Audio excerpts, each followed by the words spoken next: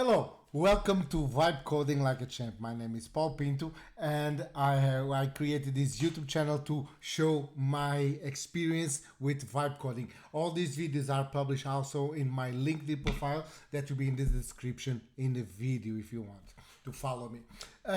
Today, I already have some videos like I show you here. I already have some videos already about this topic. I started to publish all the videos only on the LinkedIn, but now I already put it all in a YouTube channel that can be found and searched much easier than in LinkedIn.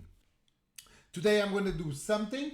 I'm going to show initial the application. All this application is made by VibeCoding. I'm doing this with Blazor C# on the UI. This is an administration application for a fitness mobile application that I'm developing, and there will be a backend using minimal API that is here, and all of this was already done using VibeCoding, and you can see how it was done with the other videos. What I want to do today and in the next couple of videos will be about refactoring. This refactoring is something that we do very often during development. Can be refactoring because we want to add some fields, the application is not working the way that expected, or even when the stakeholders take a look on the application, say, oh, I didn't like this that much, I'll prefer to do that, like this, like that, like that. And the first way of refactoring will be adding a field to our screen, our main screen of the exercises. And what I want to show you, if we go to the reference tab, we already have it here, the Kinetic Chain Type. And the Kinetic Chain Type regarding exercise is to say that if the exercise is compound, like a squat, like a deadlift, like a clean and jerk and things like that, or will be a kind of isolation exercise like bicep curls or leg curls or any other exercise that is just focusing one muscle group only. But if we go here to the exercise, this was missing here. It was something that it was missing when we created initially the application. We create this reference table, but we forgot to put it here, the field.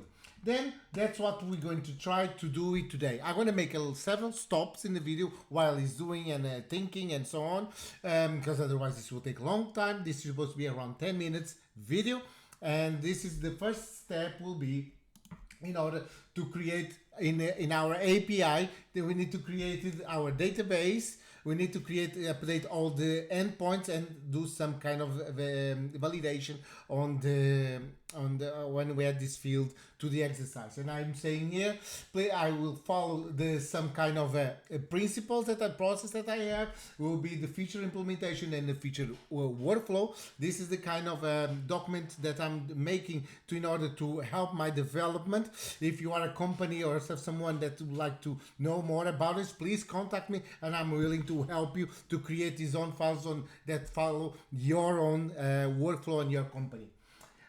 We'll say that we already have the Kinetic Chain type, but it's forgot to add it not to the workout. This is not to workout, add to the exercise. Exercise. Then can you please follow the principle of selecting the difficulty level. Difficulty level is an item that we can select it on our exercise with the following validation. If the exercise is a rest, the field should be always empty. If it is not a rest, the field should be filled with one of the, of course. We can only have one kinetic chain type per exercise. Please add the field to the database and update all the endpoints and returns where returns the exercise or put and post. This means for editing new or update will receive will receive this field. This is the initial prompt that will trigger a lot of information, a lot of things, and you're going to read all the process and workflow, and I will come back when the file is created for the API. And I'm back. It took more or less 2 minutes to read all the documentation that was necessary, and it create all the documentation for the feature, the two files that are necessary. And I'm going to show you the files. It's where it is, should be here, and it's already here ready to develop about this kinetic chain. Here is the feature description, and here will be all the tasks that we want. This, according with the estimation of the Claude, should take around 8 hours man to develop. Let's see how much will take it using Claude. Okay, this part was done. I'm going to show you what in the end was done in terms of the tasks. Here we're going to have it in the end. What happened? This is 8 hours, was estimated as 8 hours task. It took it around 1 hour 13. We have to fix a lot of the tests because every test related with the exercise need now to add this new item and all the rules about having rest or not rest and so on. We had this was what it took a long time just to finish this task, and he created a lot of documentation about this that will be read by the upper level that will propagate this feature to the admin. And I already have it here. A prompt. Here is where everything is finished. Here is we are in the root. I already have it here. New prompt. Say now, can you read it, the API docs, just to catch up, and then let's implement it. This feature that is in the API, let's propagate it or let's implement it in the admin using this new information that you have. And this is what this guy will create, and he'll create here on the admin, and from the admin I will make the implementation, and I'll come back when everything is done. Before, just to show that now, even if I go here to the exercises and I execute to try, now I'm gonna have it here, the kinetic chain. Now everything is null because we don't have anything yet there, but now this should be now the field that's going to be used and return it when we request any of the endpoints. Even on the put and get, I just expect it to put here, you're going to have it now, the kinetic chain, that it was not here before. Let me just do this. Let's see how it's going to do in the admin side. Okay, now everything is finished, and I'm going to show you that. I put it here in the wrong place.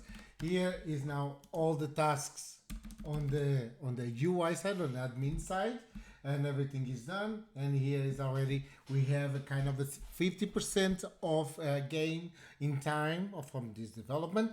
We from the development on the API side, we had way more. It was around 8 hours. We implemented in around 1 hour and 10 minutes.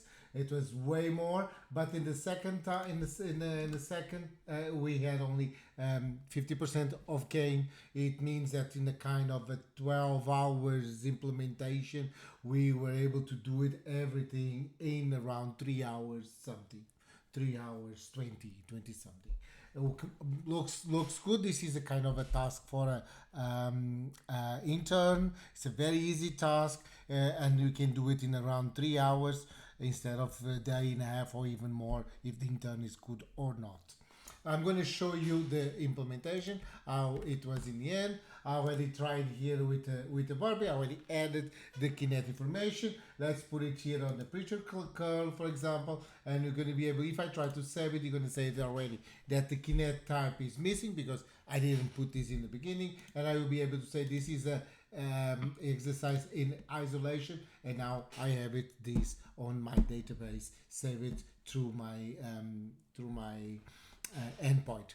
The good part here is that all the codes, the endpoint code was done only once. I didn't need to make any changes at all.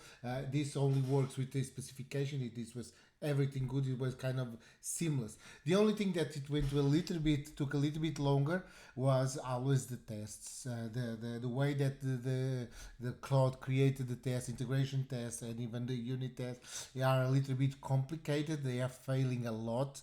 Small changes making fail several tests. Then we need to fix all the tests, and the tests are getting way more complicated than it's supposed to be.